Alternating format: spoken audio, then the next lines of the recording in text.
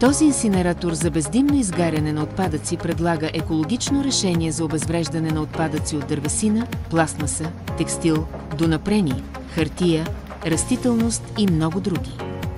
Той разполага с горивна камера и технология за високотемпературна пиролиза за чисто изгаряне до 850 градуса, което води до липса на дим, миризма или значително замърсяване. Той е високоефективен помощник във вашата градина или бизнес. За да получавате информация за нови модели машини за рециклиране, последвайте нашата Facebook страница Машини Проварна.